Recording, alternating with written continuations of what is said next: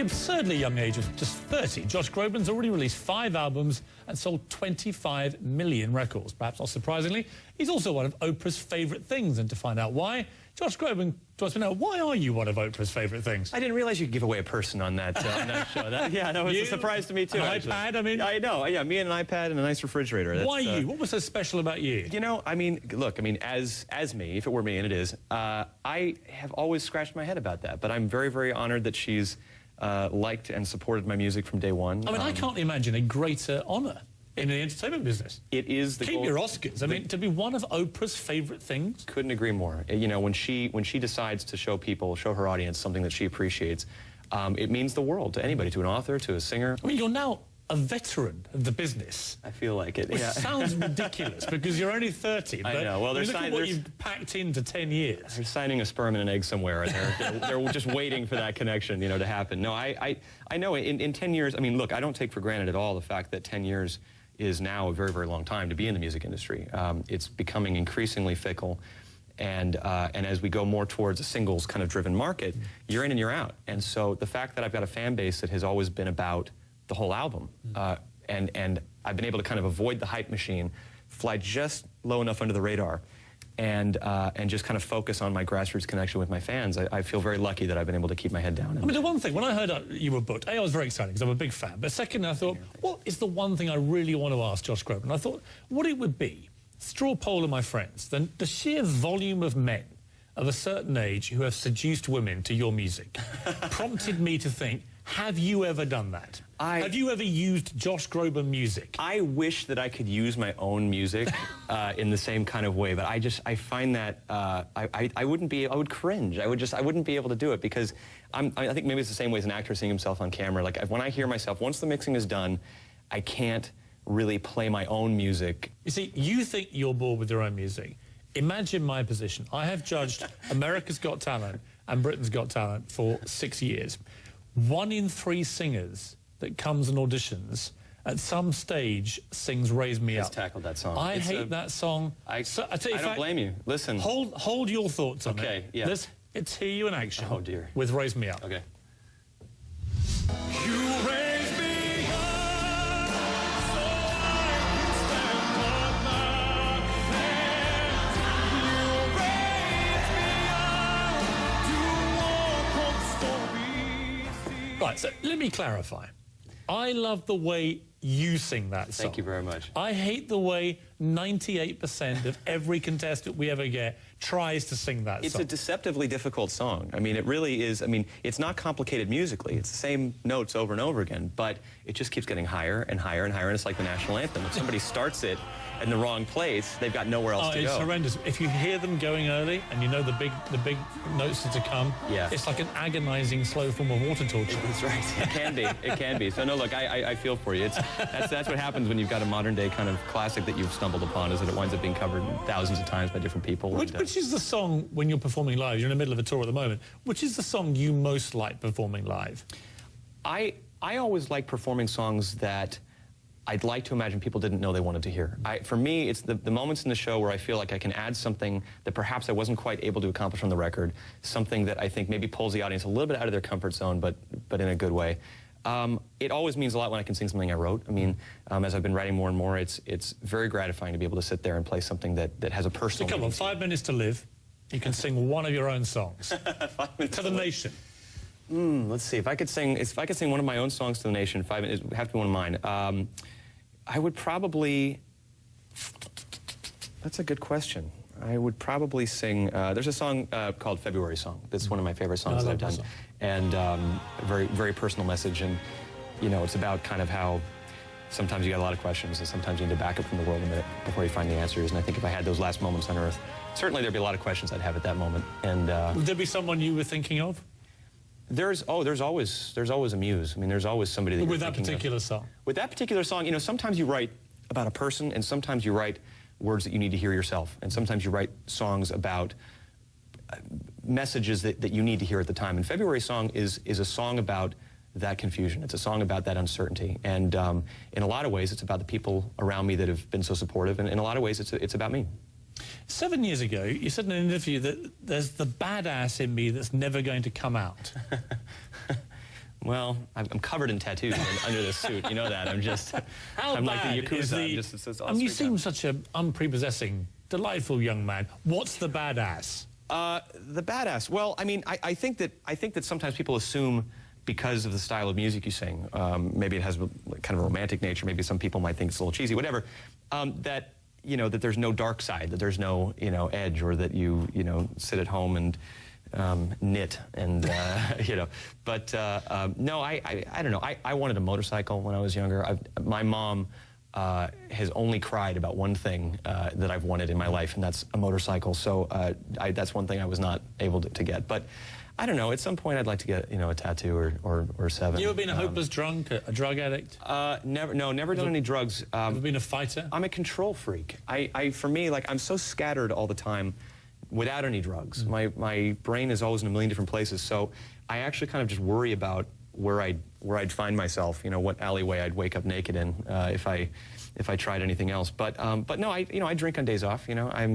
I like the occasional, cigar 2 or 3 times a year, but I wish... This isn't quite as dark as I was hoping. I know, there's no, there's not really badass. I know, that's why I said it's not going to come out. Yeah, no, it's the problem is when you've got a voice that people want to hear for purity purposes, you can't polish it and put it away and go out and burn the candle at both ends. You have to, and it sucks sometimes. As a 30-year-old guy, and having been in this business from 20 until 30, yeah, there are times where you want to go out with your band and crew and you want to, party all night. But there's nothing worse than that feeling on stage where you feel like, God, am I going to hit this note? Man, is it going to come out the way I want? And that's a scary thought in front of 15,000 people. And hold the badass thought for a moment. I want to come back after the break and talk to you about the time your band did drag you to a strip club. All right. Yes. And also about your craven desire to join the Mile High Club. Oh, yeah. Then we may be heading towards badass territory. You might pull it out of me yet. Yeah.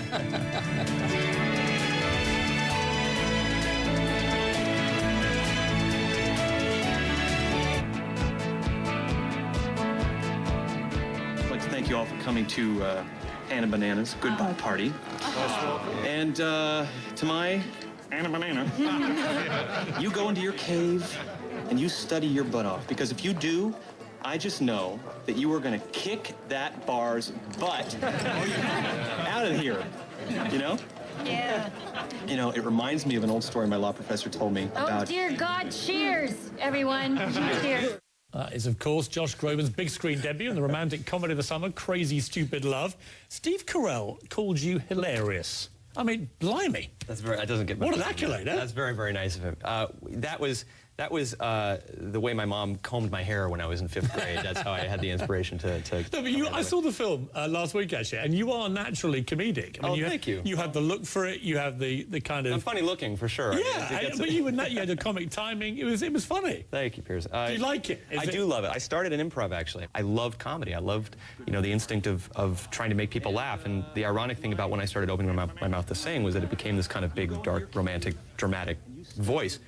But the way I view myself and the way I view my acting style couldn't be farther from that. So. Well, one of the people that spotted your comic potential earlier was, of course, Jimmy Kimmel.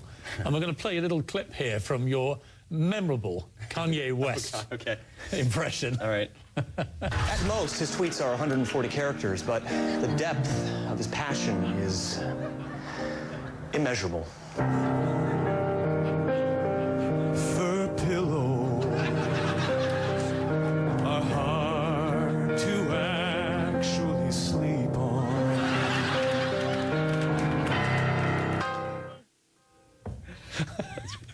They are. Well, that is genius. They're pretty classic tweets, I have to say. His Twitter feed was comedy gold without the music. Can you do it with anyone? I would like. I've been asked in the past, and I've politely turned it down just because you can't top that. However, Piers, you have some tweets that are mighty epic. No, I thought you'd do this.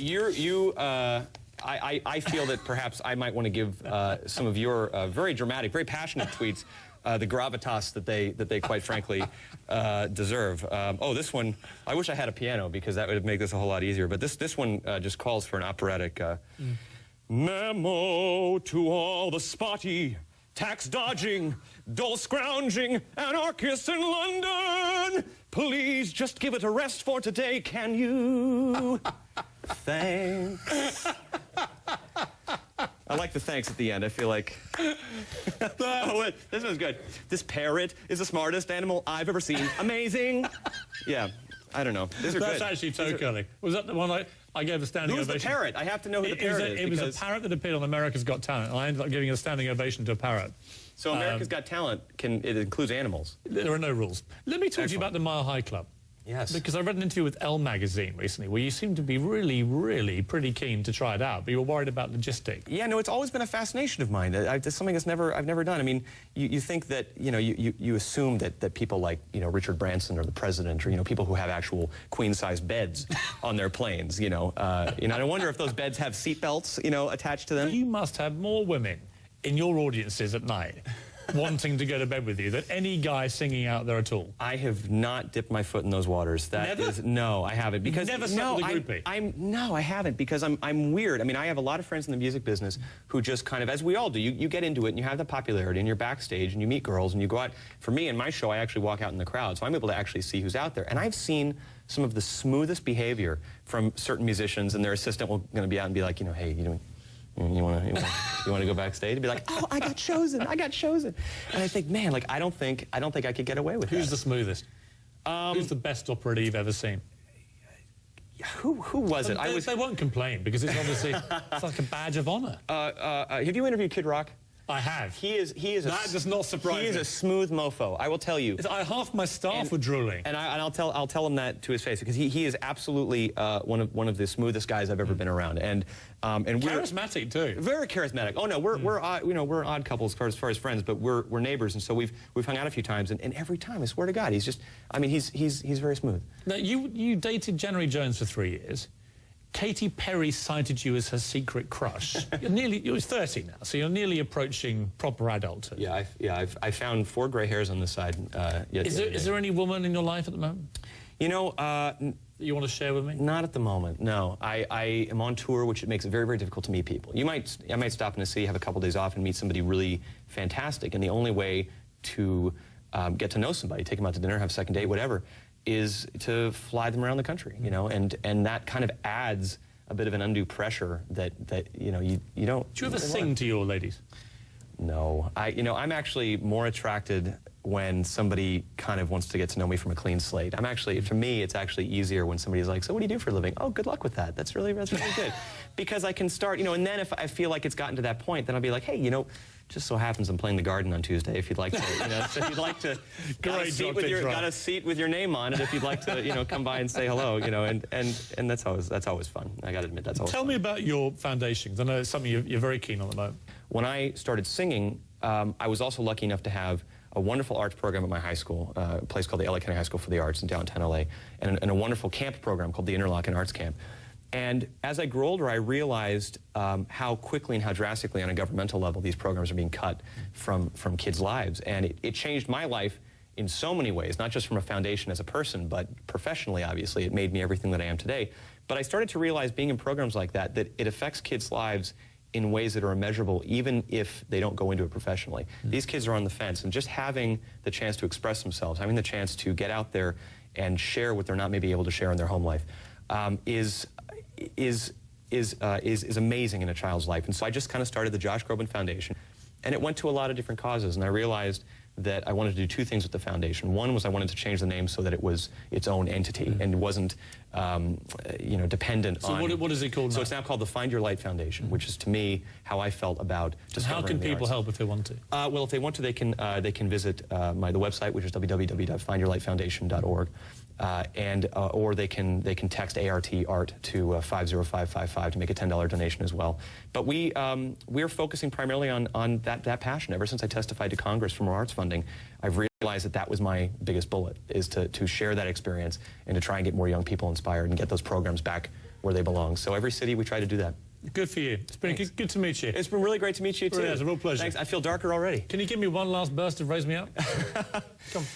You raise me up. That's all we got time for. Josh Groban. And we're looking forward to seeing you in The Office too coming up, That's right. I'll be taping The Office, yeah. Looking forward to that. Yeah. Thank you very much. Thanks, Piers.